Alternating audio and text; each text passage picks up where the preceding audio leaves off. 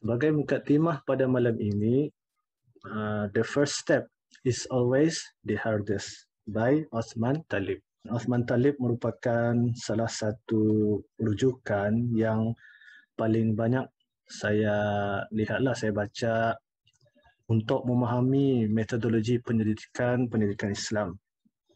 Jadi the first step is always the hardest. Betul, apabila saya fikir-fikirkan untuk melaksanakan step yang terawal sekali itu, ataupun untuk kita ni memulakan sesuatu itu bukanlah sesuatu yang mudah. Sebagai contoh, bagi pelajar-pelajar mahasiswa pasca siswazah, apabila kita diberikan tugasan untuk menyiapkan tesis ataupun disertasi nanti, perkara yang menjadi halangan besar adalah di awal sekali, iaitu proposal. Sewaktu menyediakan proposal, inilah tempat yang sebenarnya paling menyukarkan, kerana di peringkat inilah tempat kita semua memikirkan apakah fokus kajian yang akan kita buat sebagai tugasan penulisan disertasi dan tesis di akhir semester untuk dihantar. Okey, tahniah kerana Auda, Awang dan Dayang sedang masih belajar, khususnya di peringkat pasca siswazah. Memang belajar ini bukan merupakan satu perkara yang mudah, apatah lagi kita menyahut seruan untuk menyambung belajar di peringkat pasca siswazah. Walaupun seseorang itu memiliki alasan masing-masing kenapa mereka menyambung, akan tetapi masih juga seseorang itu layak untuk diucapkan tahniah kerana bukan senang untuk belajar ini. Now what? Sekarang apa? Sudah kita masuk ke PSB mengambil pasca siswazah. Sekarang apa yang perlu kita pikirkan, apa yang perlu kita lakukan, iaitu sudah semestinya Auda semua ni mesti untuk menjalankan penyelidikan. Jikalau kita tidak dimestikan menjalankan penyelidikan, mustahillah kita semua ni berada mengikuti bengkel bersama saya pada malam ini. Jadi pernahkah kita ni semua berfikir kenapa di peringkat pasca siswazah ini kita ni harus untuk melakukan penyelidikan dan menulis tesis ataupun disertasi?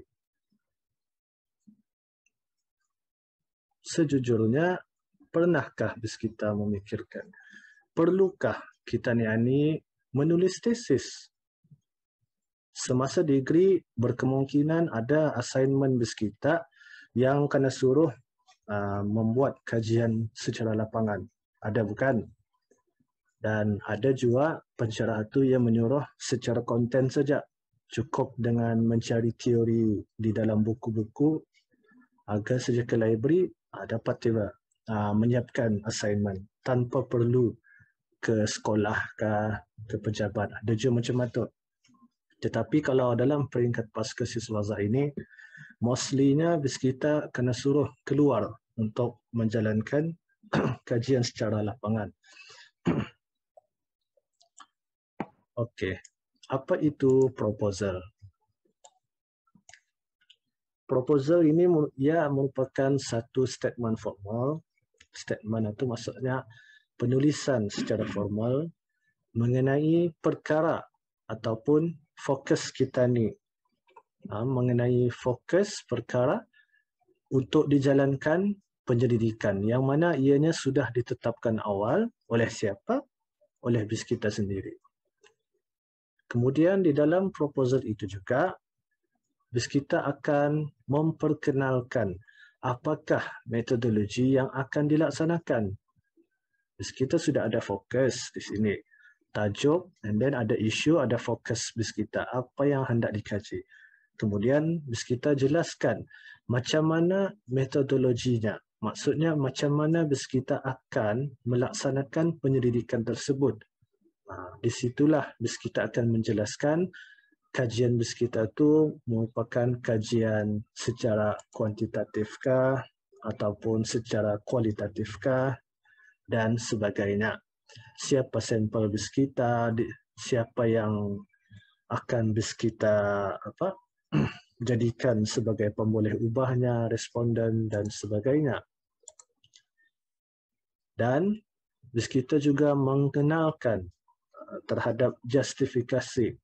Justifikasi ini sepertinya macam reason ataupun alasan mengenai pentingnya penyelidikan yang anda akan jalankan itu. Setelah BIS kita kenalkan fokus, and then BIS kita jelaskan apakah metodologi yang akan digunakan, kemudian BIS kita akan justify bahawasanya kajian yang akan dijalankan ini adalah penting.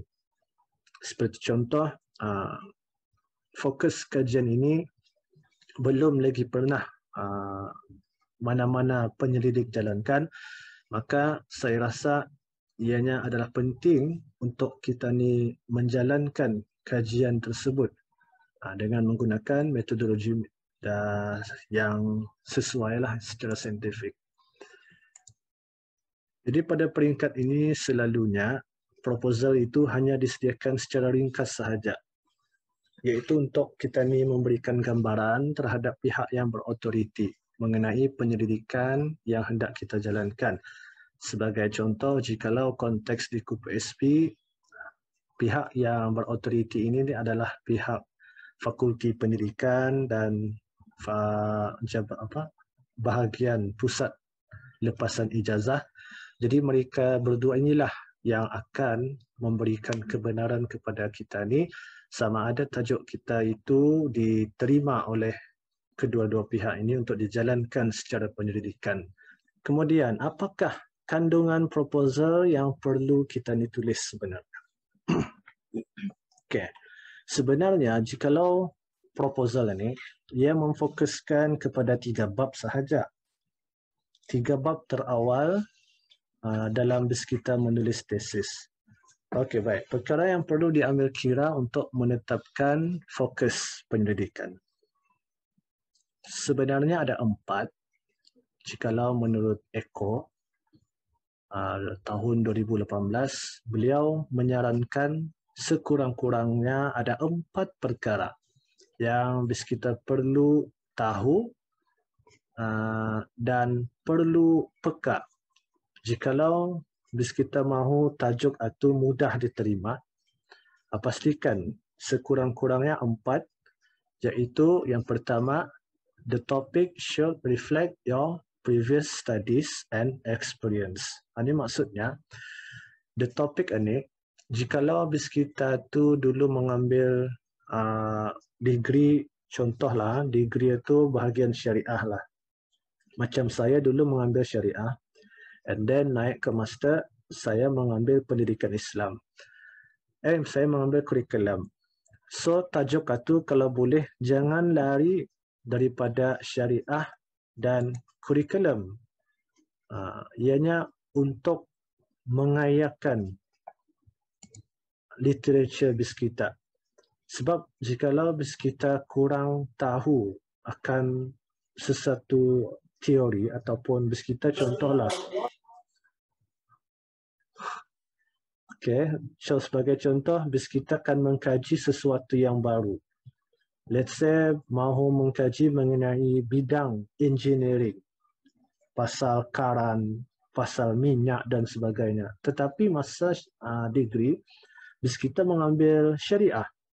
Jadi, untuk membuat penyelidikan mengenai minyak dan karan, ianya akan menyukarkan lagi BIS kita untuk belajar apa teori-teori baru mengenai minyak, apa konsep karan dan sebagainya.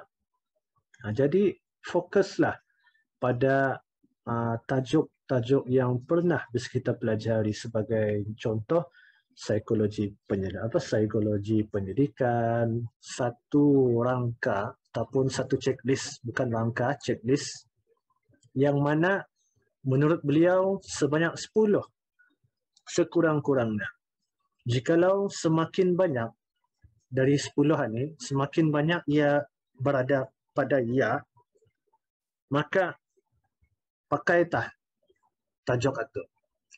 Sebagai contoh, yang pertama itunya, tajuk ini sesuai dengan minat saya. Artinya kita ni mesti pastikan apa tajuk yang akan kita ni jalankan itu selama 2 tahun, mestilah yang dapat membuatkan kita ni itu bersemangat, Pak. Artinya kita ni ada passion dalam tajuk tersebut.